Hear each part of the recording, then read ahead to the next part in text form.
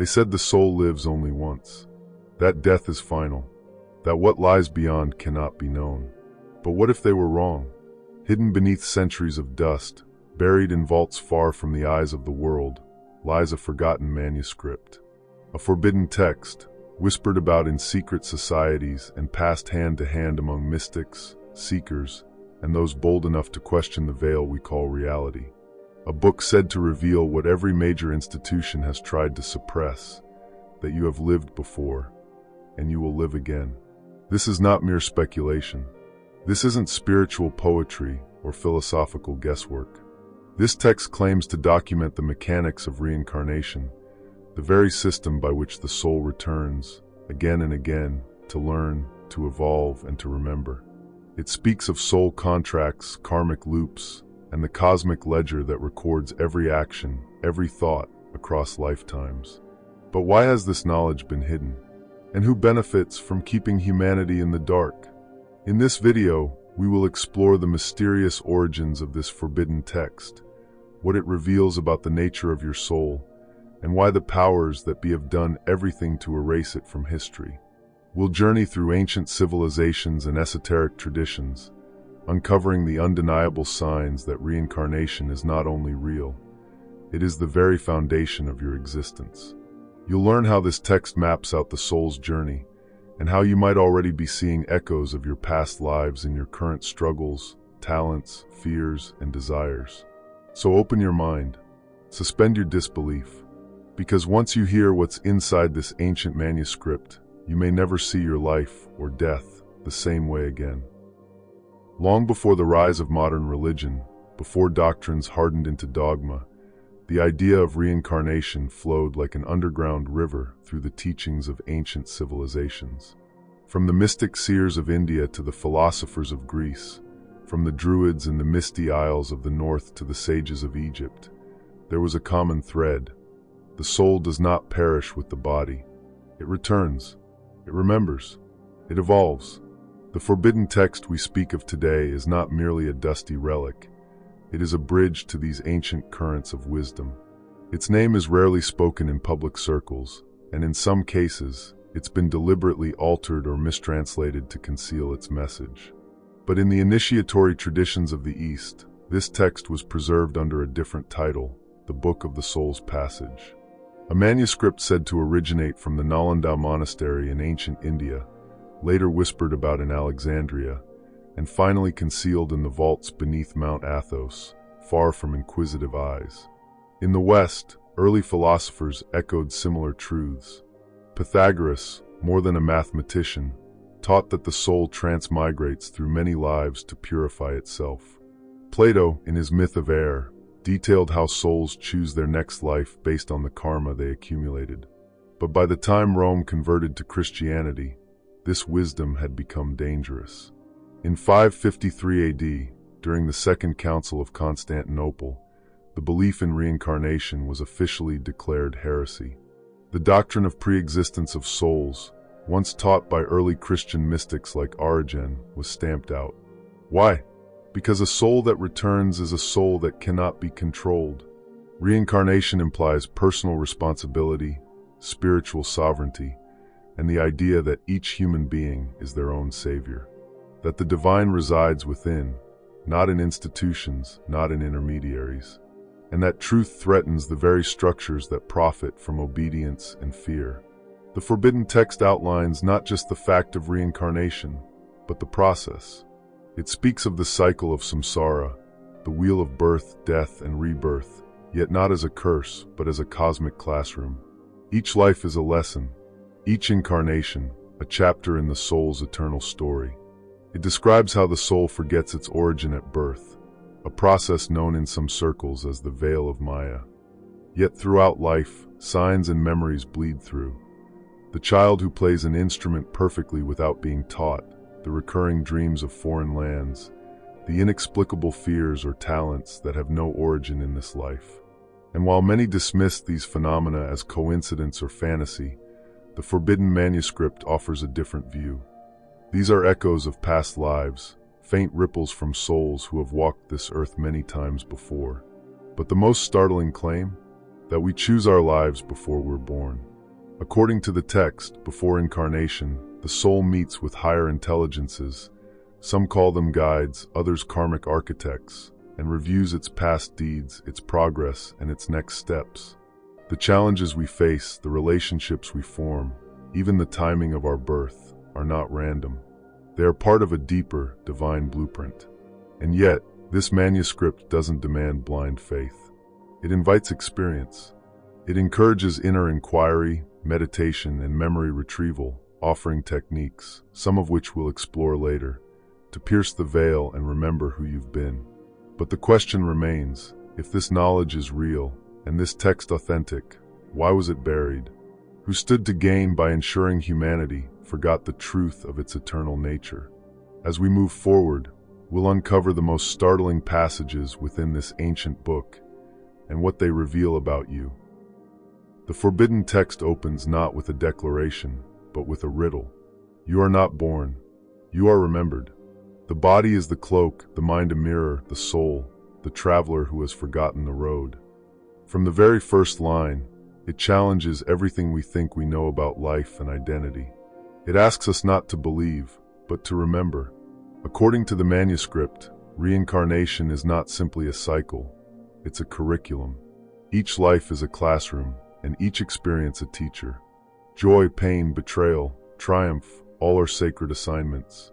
The text introduces what it calls the spiral of ascent, a spiritual staircase through which the soul gradually rises, lifetime after lifetime, toward greater self-awareness.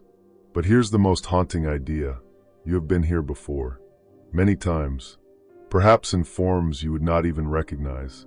The manuscript details accounts, whether allegorical or actual, of souls incarnating not only across time, but across civilizations now lost to history.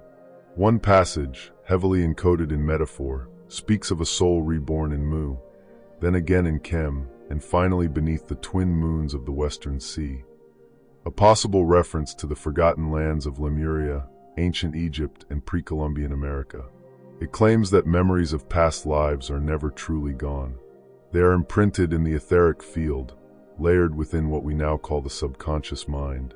Like music heard through a wall, the soul hears the echoes, vague dreams, déjà vu, unexplainable talents, or an instinctive pull towards certain people, cultures, or ideas. The text refers to these as soul echoes. And if one learns to listen, to quiet the noise of the mind and tune inward, those echoes grow louder. Here, the manuscript offers a symbolic map, a sequence of 7 gates the soul must pass through in each incarnation. These gates correspond to specific challenges: ego dissolution, karmic balance, relational mastery, service to others, deep remembrance, detachment, and unity consciousness. Each gate is guarded not by an external force, but by an inner shadow: fear, greed, control, attachment, and only through confronting and integrating these shadows does the soul progress. This is where the manuscript becomes confrontational. It claims that many souls are caught in a loop, repeating the same patterns over and over because they refuse the lessons. They cling to identity, victimhood, or material obsession, and so they return again and again, not out of punishment, but out of unfinished work. The soul, it says, is not judged, but drawn, magnetized back into form by the unresolved. Reincarnation is not a prison. It's a mirror, and yet there is a hidden mercy in the system. The text explains that in each life we are given signs, people we instantly recognize, situations that feel eerily familiar, a mission that burns inside us without a clear source. These are reminders, clues, keys to unlock the doors we once closed. Perhaps most striking is the idea of soul families, groups of souls who reincarnate together across lifetimes, playing different roles: parent, child, friend, enemy. Not out of randomness, but design. Through these shifting roles, we teach each other compassion, forgiveness, and growth. This section ends with an instruction. If you seek to remember, begin not with the mind, but with the heart. The mind forgets. The heart stores what the mind cannot hold. And it is here, in the heart's memory, that the true revelations begin. But this is only the surface of what the forbidden text unveils.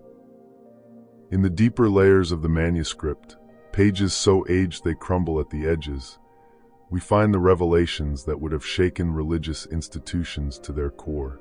The forbidden text describes in astonishing detail what occurs between lives, the interlife, or what ancient mystery schools called the Great Veil. According to these writings, when the soul sheds its body, it does not drift aimlessly. Instead, it is drawn to a realm of light and memory, a metaphysical space that exists beyond time. Here, the soul reviews its previous incarnation, not in judgment, but in understanding. This is not a place of punishment. It is a realm of clarity, where the soul sees the ripple effect of every choice, every word, every silence. Emotions are felt not only through the self, but through those affected by the soul's actions. It is a moment of radical empathy, of witnessing the interconnectedness of all life. Then comes the most mystifying idea, the Council of Selection. The text speaks of guides, elders, or luminous beings who assist the soul in selecting the next life. Not choosing arbitrarily, but with intention. The next incarnation is designed around unresolved patterns, karmic debts, and soul-level desires for growth. You do not get a life, the text insists. You choose it. Even the hardships, the betrayals, the losses, the great loves and impossible decisions. These are not accidents. They are agreements, contracts. It is here the manuscript introduces the concept of karmic architecture, a blueprint where major life events are encoded before birth, while free will exists within those structural bounds. This idea is echoed in Tibetan Buddhism, in the Bardo Thodol, and in the cryptic lines of the Hermetica. The forbidden text even hints that some souls choose to return early, before karmic completion, out of love, to assist others in their journey. These are what the text calls the returning lanterns, souls who walk among us as teachers, mystics, artists, or even anonymous strangers who awaken something within us. But the most dangerous claim of all is this: reincarnation was once widely accepted, and it was deliberately removed. The manuscript accuses early religious councils, particularly those convened during the rise of organized religion, of scrubbing reincarnation from the sacred texts. Not because it was false, but because it gave people too much power. If people understood that they carried the seeds of their own becoming, that the soul transcended birth and death, they could not be controlled through fear. Fragments of this teaching still survive, in Gnostic Gospels, in the Upanishads, in Druidic lore, and in the secret teachings of early Christian mystics. The forbidden text unifies these scattered remnants into a single cosmic truth. We are not sinners fallen from grace. We are ancient beings, climbing a ladder of light through lifetimes of remembrance. And that ladder can only be climbed through self-knowledge, compassion, and the conscious act of awakening. One of the manuscript's final revelations in this section is that the veil is thinning. In this era, this precise moment in time, more souls are beginning to remember. Why? Because the earth is shifting. The collective vibration is rising. And with it, the doors of memory, doors once sealed tight, are beginning to open. But with memory comes responsibility. To break old cycles, to heal ancestral wounds, to no longer run from the past, but integrate it.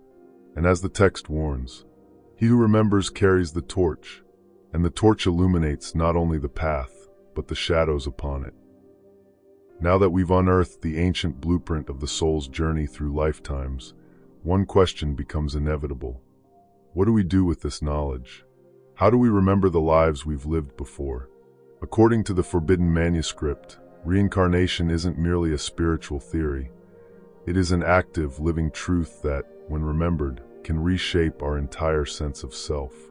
But here's the key: the memory of past lives isn't stored in the brain. It is imprinted in the soul. And the soul doesn't speak in words or logic. It speaks in symbols, sensations, dreams, and subtle synchronicities. To awaken this memory, the first step is to quiet the noise of the modern world and begin listening to what has always been whispering beneath it. The manuscript outlines three main gateways through which this forgotten wisdom can be accessed: dreams, emotional resonance, and sacred ritual. It begins with dreams. The manuscript insists that dreams are far more than random brain activity.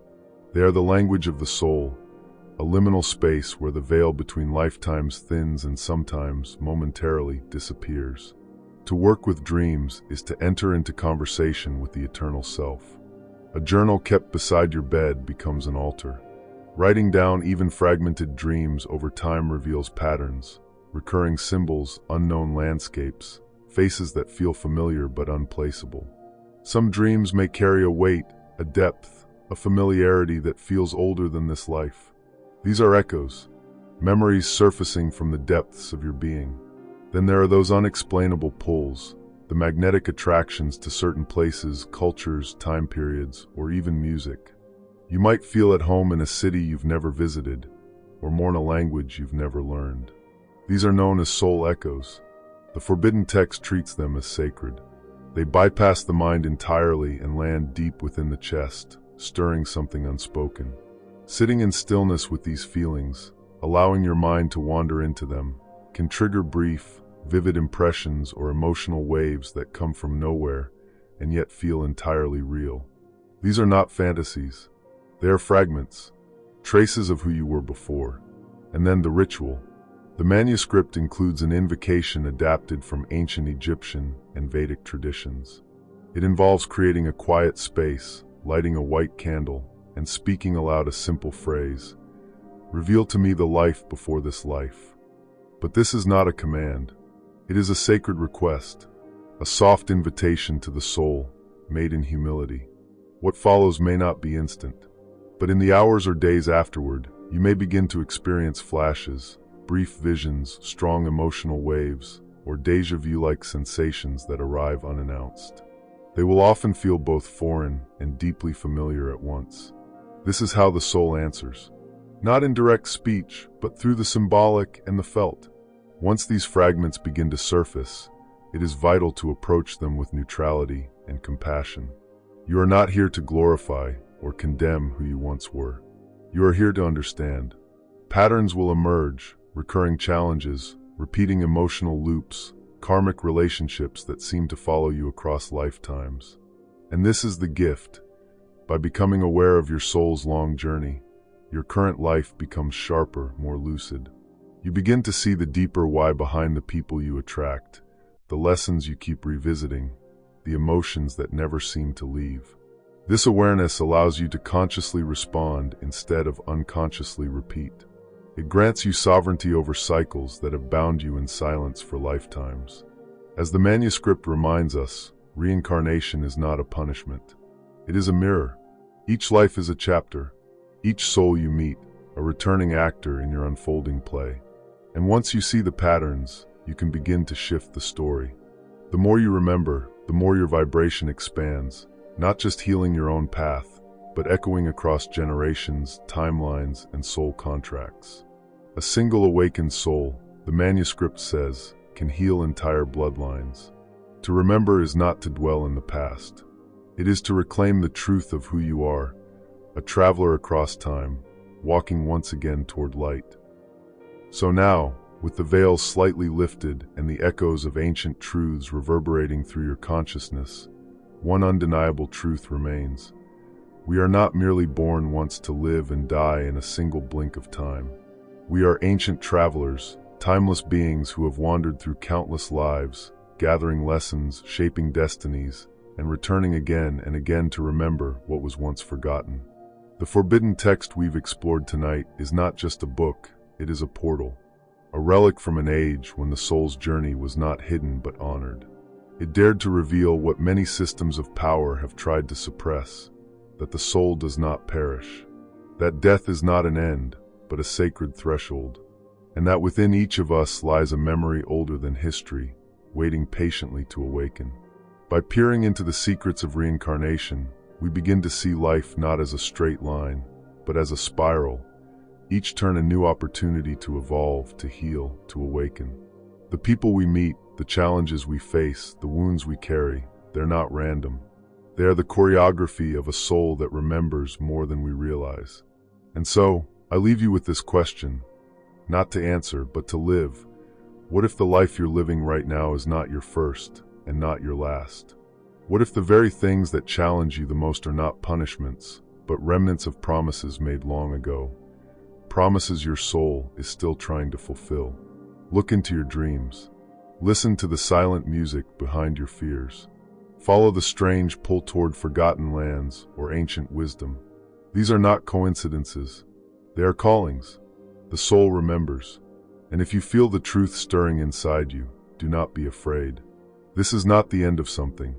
It is the beginning of remembrance. If this exploration sparked something within you, an intuition, a whisper, a vision, let it grow. Share what resonated with you in the comments. Subscribe if you feel called to walk deeper into the mysteries with us. And remember, some truths are not meant to be taught, only remembered.